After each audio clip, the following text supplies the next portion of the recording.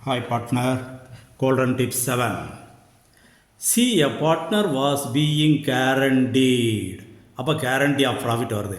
Guarantee of ப்ராஃபிட்னாலே profit எவ்வளோ கொடுத்துருக்காங்களோ அதை ரேஷியோ படி பிரிக்கணும். யாருக்கு கேரண்டி கொடுத்துருக்காங்களோ அவங்களுக்கு குறைஞ்சிருந்தால் ப்ளஸ் பண்ணிடணும். இதுதான் ஆன்சரு. இப்போ யோசித்து பாரு, ப்ராஃபிட் எவ்வளோ கொடுத்துருக்காங்க? The firm incurred loss of 1,80,000 loss வருது. அப்போ அதையும் ரேஷியோ படி பிரிச்சிரு. சரி, ரைட். அப்போ பாரு,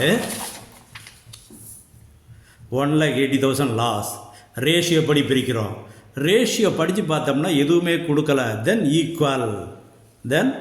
ஈக்குவலாக பிரிச்சிட்டோம். இப்போ சிக்கு கேரண்டீடு 60,000 ப்ராஃபிட். அப்போது லாஸு 60,000 அவர் அக்கௌண்ட்டில் இருக்குது. அப்போ 1,20,000 கொடுத்தாத்தான் அவருக்கு 60,000 ப்ராஃபிட் வரும். அப்போ இந்த 1,20,000 இவங்க ரெண்டு பேரும் சாக்ரிஃபைஸ் பண்ணணும். அது சொல்லியிருக்காங்க.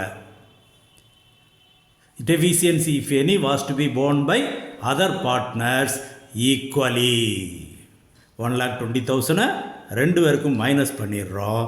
அப்போ ஏற்கனவே லாஸ் 60,000, அடுத்து ஒரு 60,000, ரெண்டு பேருக்குமே 1,20,000. The question is what amount will be debited to A's capital account? A's capital account debited 1,20,000. B is the answer. இதில் கவனமாக பார்க்கணும். முடிச்சு. ஓகே.